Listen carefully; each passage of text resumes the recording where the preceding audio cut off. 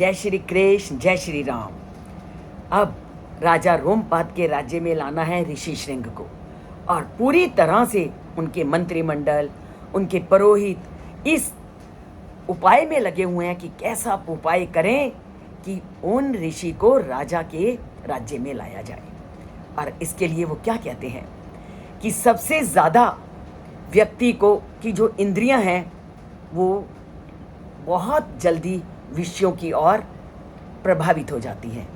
तो ऋषियों ने, मुनियों ने, पुरोहितों ने ऋषि श्रृंग को राजा के राज्य में लाने के लिए कहा कि अब हम वो उपाय करेंगे कि जिससे ऋषि श्रृंग की जो इंद्रियां हैं उन्हें अपनी ओर आकर्षित करेंगे, अर्थात उनकी इंद्रियों को इंद्रियों के आकर्षित करने वाले विषयों की ओर ले जाएंगे, क्योंकि वो उन्होंने उस वन के अतिरिक्त कोई और वातावरण को देखा नहीं। जब वन के अतिरिक्त और वातावरण को देखा नहीं तो संसार में कितना आकर्षण है। अगर उस आकर्षण वाले वातावरण में इनको हम ले जाएंगे तो अवश्य ही हमारे राज्य में आने के लिए तैयार हो जाएंगे। तो इसका वर्णन आज के श्लोक में करते हुए कहा है, इंद्रिये अर्थैर अभिमतई नर रचित प्रमिथि भी पुनर्पुरमानम आनिश्यामः क्षिप्रम चा अध्यवसीयताम। अब वो क्या कहते हैं कि जितने भी इंद्रियों के विषय हैं वो सब इंद्रियों को विचलित करने वाले हैं। तो इंद्रिये अर्थई अभिमतई नर चित्त प्रमिथि भी, जो मनुष्य के चित्त को प्रभावित करते हैं, ऐसे पदार्थों के, ऐसे विषयों के संसर्ग में, ऐसे विषयों के सामने अब हम ऋषि श्रृंग को लाएंगे। और पुरम आनिश्यामः, और अपनी नगरी में ऋषि श्रृंग को लाने में हम सफल होंगे जब हम उनकी इंद्रियों को इंद्रियों के विषयों के साथ जोड़ेंगे।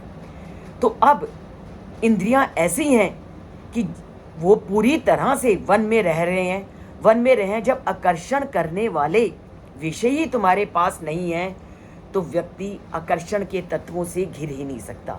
इसलिए वो कहते हैं कि अब हम उन्हें ऐसे वातावरण में लाएंगे कि जहां पर उनकी इंद्रियां अपने आप उस आकर्षण से युक्त होंगी। अब उसके लिए वो क्या करते हैं, क्या योजना बनाते हैं ताकि वो वनवासी भी, वो तपस्वी भी पूरी तरह से इस वातावरण में आकर के हमारे कार्य को कर सके। और इंद्रियों का आकर्षण ऐसा आकर्षण है जिससे कभी भी कोई नहीं बच सका। ऐसा हमने अपने इतिहास में पढ़ा है कि जब बड़ी बड़ी ऋषियों की तपस्या को भंग करना होता था तो इंद्रदेव गणिकाओं को भेजते थे, इंद्रदेव अप्सराओं को भेजते थे। जब इतने बड़े बड़े ऋषि मुनि उनके आकर्षण से नहीं बच सके तो अब ऋषि श्रृंग की क्या स्थिति होती है उसको हम आने वाले श्लोकों में जानेंगे कि क्या पूरी तरह से वन में रहने वाले, पूरी तरह से तपस्या में लीन, क्या इस आकर्षण में बंध सकेंगे या नहीं, अर्थात उनकी इंद्रियां इस संसारिकता में उनको खींच सकेंगी या नहीं, इसको हम आने वाले श्लोकों में जानेंगे। और उनकी इंद्रियों को खींचने के लिए पुरोहित, मुनि क्या योजना बनाते हैं, इससे तभी जानेंगे जब आप इस चैनल से जुड़ोगे, इसे सब्सक्राइब करोगे और रामायण की कथा के साथ अपना नाता जोड़ोगे। जब तक रामायण से जुड़ोगे नहीं तो रामायण के इन अनसुने तथ्यों से आप परिचित नहीं हो सकोगे। रामायण के इन अनसुने तथ्यों को जानना है तो चैनल के साथ जुड़ना है, इसको सब्सक्राइब करना है, लाइक करना है, रामायण की कथा को जन जन तक पहुंचा करके धरती को राममय बनाना है।